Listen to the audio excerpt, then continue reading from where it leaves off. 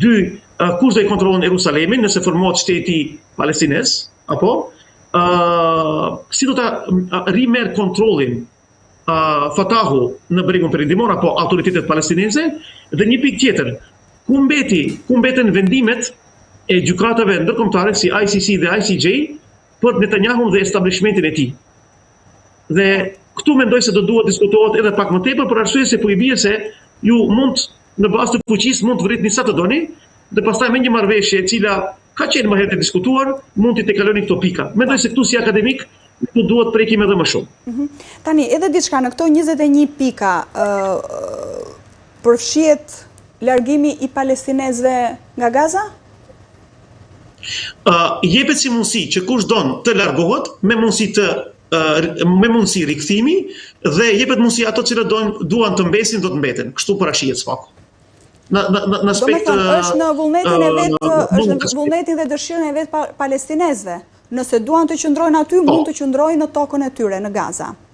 Që realisht dallon radikalisht nga pika A që Trump kishte, ku thoshte se do të bënë një rivjerë ekonomike dhe gjithë do duhet të transferohen që do të jepet $5,000 per capita për çdo individ. Është një kthes shumë mirë dhe është një kthes radikale realisht. Fakti që Gaza nuk do të drejtohet më ose nuk do të jetë më në kompetencën e Izraelit, them për sa i përket aspektit të drejtimit dhe të qeverisjes, kjo është një arritje e madhe, zoti Bishi. Nëse do të mund të nëse do të jetë kështu. Unë do kisha dash, nuk jam ekspert i marrëdhënieve ndërkombëtare nga aspekti ligjit, mirë po do të qenë shumë mirë që ekspertët apo këshillëdhënësit të këtyre partnerëve ti kishin vendosur dy parametra. Nëse lexoni platformën e OKB-s, keni dy momente, është kapitulli 11 dhe 12, që mundson që rajonet, territoret, që nuk kanë mundësi të shtet formimit të vet, kërkojnë mundësi të menaxhimit, të mentorimit nga një shtet apo shtete tjera.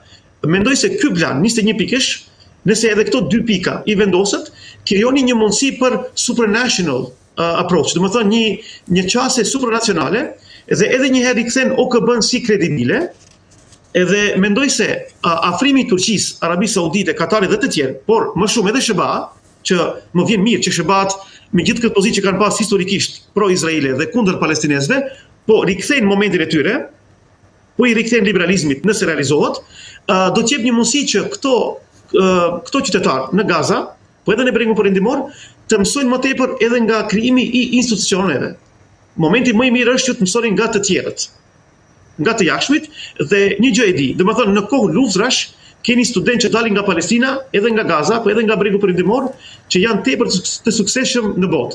Jam i sigurt se nëse krijohen konturat e paqes dhe stabilitetit, do të keni zhvillim të hatashëm në këtë territor që do e mundson jo vetëm zhvillimin ekonomik, po edhe paradigmat e ndryshme dhe më të reja politike, dhe dash Zotit që të shohim në të ardhmen këtë momentum.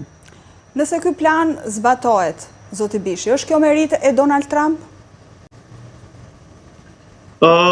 Po, askush, edhe pse domethënë ai ndryshon mendimet, ju e dini tezën time që mendoj se parimin e tij e ka parimin apo konceptin e biznesit, nëse kjo realizohet dhe bëhet realitet, definitivisht faktor numër 1, dhe unë çdo herë kam thënë, në disa konferencë kur kam qenë për Palestinën më herët, më kujtohet 2018-19, mua palestinezët në konferencë më kanë thënë ju jeni pro-izraelit, sepse çdo herë kam qenë në pozitën se ju nuk mund të keni paqe dhe stabilitet pa SBA-t. Pa marrë parasysh se SBA-t janë në një lidhje ideologjiko-financiare me izraelitët. Edhe historikisht. Por ama faktori vetëm ndërkombëtar, fuqia vetme që mund të ndalon është SBA, dhe jam i kënaqur që doli kjo teza ime për 10 vitet e fundit, sepse është rënd të komunikoni në konferenca dhe pastaj të jeni të akuzuar se jeni nga një napal. Dhe mendoj se po, SBA-t, nëse e realizojnë këtë plan, e rikthejnë kredibilitetin e tyre të moralit që kanë humbur në këto vitet e fundit. Kështu që nëse ky plan realizohet, atëherë Donald Trump mund të jetë një kandidat potencial për Nobelin për paqen, edhe pse ai vet nuk, paktën siç është shprehur, nuk e synon diçka të tillë. Nuk është ky synimi im, Nobeli për paqen. Ajo është një nus efekt që politikanët nëpërmjet entiteteve të ndryshme mund ta bëjnë si një moment specifik apo një paradë politike, por për mua është se SBA-t, nëse janë serioz në këtë, po i rikthehen ajo si profesor më ndihmon shumë mua kur ligjeroj në marrëdhënie ndërkombëtare se liberalizmi nuk ka vdekur. Po lexoj shumë artikuj shkencor se liberalizmi nuk është më në pah, ligji ndërkombëtar nuk po realizohet.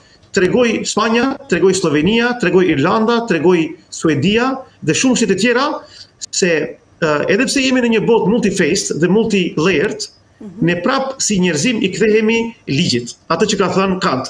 Dhe si profesor, jam tepër i kënaqur se po i kthehemi marrëveshjeve, po i kthehemi një diskursit universal ndërkombëtar dhe me të vërtet uroj që jo vetëm për paqe kjo të bëhet, që është mendoj aduti i parë, po të bëhet sepse po tregon nuanca se liberalizmi si teori ndërkombëtare po rikthehet. Është e vonshme, është selektive, pajtohem, por ama ja që po realizohet. Dhe këtu në këtë vit jam shumë i kënaqur.